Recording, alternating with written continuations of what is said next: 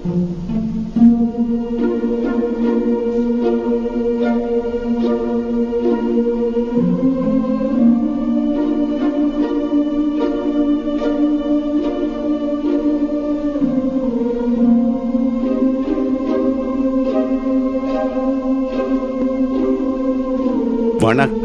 தாய்நாடு. கிளைகள் எங்கே படர்ந்தாலும் வேர் இங்கேதான்.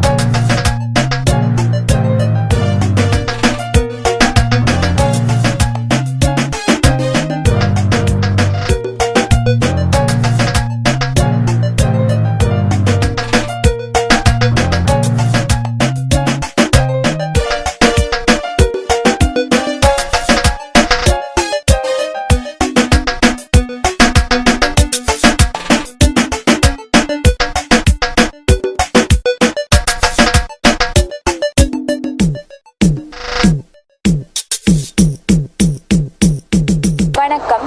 நாங்கள் இப்போது இணுவில் பரராஜசேகர பிள்ளையார் கோயிலுக்கு அருகில் அமைந்துள்ள இணுவில் பொது நூலகத்துக்கு வருகை தந்துள்ளோம். இது முதல் ஒரு பொது நூலகமாக தொடங்கப்பட்டு தற்போது இதன் உள்ளே சிறுவர் முன்பள்ளி, சிறுவர் பூங்கா என பல அம்சங்கள் காணப்படுகிறது. அது மட்டுமல்லாது கணினி பயிற்சி நிலையங்களும் செயற்படுகிறது.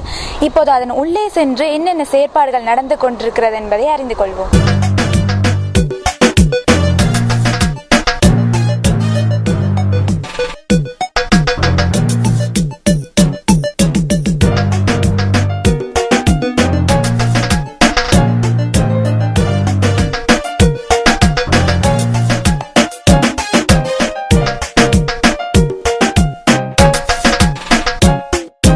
நாங்கள் இப்போது இணுவில் பொது நூலகத்தின் போசகரும் யாழ் பல்கலைக்கழகத்தின் பேராசிரியருமான திரு க தேவராஜா அவர்களிடம் உரையாடல்களை மேற்கொள்வோம். வணக்கம் ஐயா. வணக்கம். நீங்க இந்த இணுவில் பொது நூலகத்தை பற்றி எங்களுக்கு கொஞ்சம் விரிவாக சொல்லுவீங்களா? இணுவில் பொது நூலகம் 1930ஆம் ஆண்டிலிருந்து ஆரம்பிக்கப்பட்ட ஒரு அமைப்பு. 30ஆம் ஆண்டில் ஆரம்பிக்கப்பட்ட இந்த பொது நூலகம் பல்வேறு இடங்களில் நடமாடும் ஒரு நூலகமாக இருந்து 1986ஆம் ஆண்டில் அதற்கென்று நிரந்தரமான இடம் இந்த பிரதேசத்திலே இடத்திலே கிடைத்தது. ஆனாலும் அது புனரமைப்பு செய்யப்படாத ஒரு சிறிய இடத்திலே தான் இயங்க தொடங்கியது. 2002ஆம் ஆண்டிலே இந்த பொது நூலகத்தை நாங்கள் புனரமைப்பு செய்து இத்தகைய ஒரு பெரிய அமைப்பாக இப்பொழுது மாற்றியிருக்கின்றோம். இது இப்போ பல்வேறு சேவைகளை வழங்குகின்ற ஒரு அமைப்பாக மாற்றம் பெற்றிருக்கின்றது. குறிப்பாக இந்த நூலகத்தை வாசகர் பகுதியை உள்ளடக்கிய 20,000க்கும் மேற்பட்ட நூல்கள் இங்கு இருக்கின்றன. அதனை விட இந்த பொது நூலகத்தில் சிறுவர் பகுதி என்ற ஒன்று இருக்கின்றது. அதே நேரம் வாசகர் பகுதி என்ற ஒன்று இருக்கின்றது. அதனை விட முன்பள்ளி ஒன்று அமைக்கப்பட்டிருக்கின்றது. படிப்பகம் ஒன்று அமைக்கப்பட்டிருக்கிறது. அதே போல கணனி ஆய்வுக்கூடம் ஒன்று இருக்கின்றது. சிறுவர் பூங்கா ஒன்றும் இருக்கின்றது. எனவே பல்வேறு வகையான அமைப்புகள் உள்ளடக்கிய ஒரு பெரிய நிறுவனமாக இப்பொழுது இந்த பிரதேசத்திலே இந்த நூலகம் மாறியிருக்கின்றது. பெரும் எண்ணிக்கையான மாணவர்கள் இந்த நூல் நிலையத்திற்கு மாலை நேரங்களிலே வந்து தங்களது கற்றல் நடவடிக்கைகளை மேற்கொள்கின்றார்கள். இவர்கள் கற்பதற்கு வசதியாக காலை 9 மணியிலிருந்து இரவு 9 மணி வரை இந்த நூலகம் திறந்து வைக்கப்பட்டிருக்கின்றது. இதன் காரணமாக பலருக்கு சேவையாற்றக்கூடிய வாய்ப்பை இணுவில் பொது நூலகம் கொண்டிருக்கிறது என்றே நான் நினைக்கின்றேன். அது எங்களுக்கு ஒரு பெருமையான விடயம் கூட.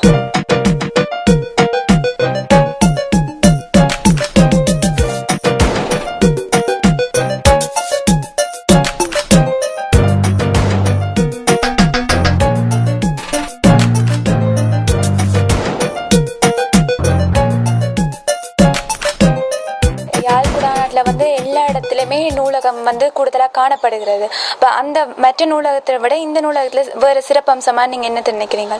இணுவில் பொது நூலகத்தை போல நான் நினைக்கின்றேன் இந்த பெரும் அளவிலே கட்டமைப்பு செய்யப்பட்ட ஒரு நூலகம் இல்லை. பலர் இங்கு வருகின்ற பொழுதெல்லாம் எங்களுடைய நூலகத்தை கிட்டத்தட்ட யாழ்ப்பாணம் பொது நூலகத்திற்கு ஒப்பாக கூறுகின்றார்கள். அது அரசாங்கத்தினது ஆதரவு பெற்ற ஒன்று. இது தனியாரினால் நடத்தப்படுகின்ற எங்களுடைய பிரதேசத்தை சேர்ந்த இளைஞர்கள் இதற்கென்று கோரி நிதியில் அளித்து இந்த நூலகத்தை பெருமளிப்பிலே நடத்தி வருகின்றார்கள். இதன் காரணமாக இங்கு மெட்ட நூலகங்களைப் போல அல்லாது பெரும் எண்ணிக்கையான நூல்கள் இருக்கின்றன. அதேபோல இங்கு வருகின்ற வாசகர்கள் எண்ணிக்கை அதிகம். 15க்கும் மேற்பட்ட ஊழியர்கள் இங்கு கடமையாற்றுகின்றார்கள். இந்த ஊழியர்களது நிர்வாக செலவிற்கென்று கூடிய நான் நினைக்கின்றேன் பெரும் அளவான ஆயிரக்கணக்கான ரூபாய்களை நாங்கள் மாதாந்தம் செலவிடுகின்றோம்.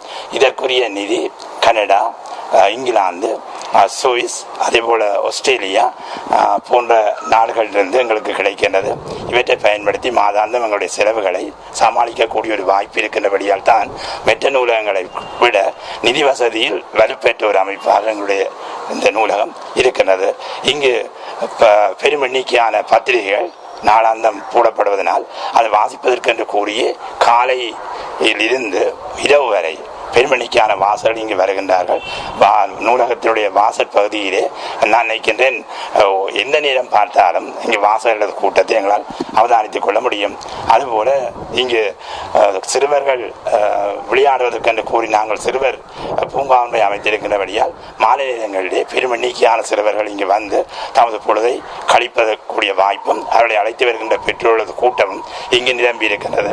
இதற்கு மேலதிகமாக நான் நினைக்கின்றேன் எங்களுடைய நூலகத்தில் இருக்கின்ற முன்பள்ளி பல வசதிகளை கொண்டதாக அமைக்கப்பட்ட காரணத்தினால் பலர் தமது பிள்ளைகளை இந்த முன்பள்ளியிலே இணைத்துக் கொள்ள விரும்புகின்றார்கள். முன்பள்ளி கட்டணங்கள் அதுகள் என்ன மாதிரி? முன்பள்ளி கட்டணங்கள் உண்மையிலே சலுகை கட்டணம் தான், மிக குறைந்த கட்டணம். ஏனென்றால் இந்த நூலகத்திலே இருக்கிற முன்பள்ளிக்கு என்று கூறிய கற்பித்தல் செலவை வழங்குவதற்காக வெளியிலிருந்து எங்களுடைய இளைஞர்கள் குறிப்பாக பொது நூலகத்தின் உறுப்பினர்கள் பணத்தை அனுப்புகின்றார்கள். அது உண்மையிலே மானியமாக எங்களுக்கு கிடைக்கின்ற ஒன்று. அதை வைத்துக் கொண்டு இங்கிருக்கின்ற வறிய பெற்றோர்களின் பிள்ளைகள் கல்வி கற்க வேண்டும் என்றபடியால் மிக குறைந்த கட்டணத்துடன் நாங்கள் இந்த முன்வழியை நடத்தி வருகின்றோம்.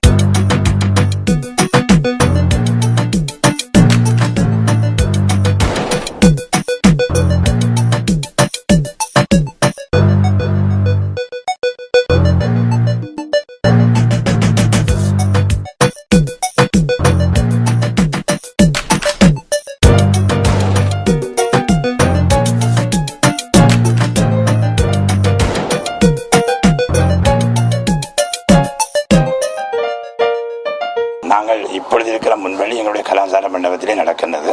முன்பள்ளிக்கு என்று நாங்கள் இப்பொழுது புதிதாக காணி ஒன்றை இதற்கு முன்பகுதியிலே வாங்கி இருக்கின்றோம்.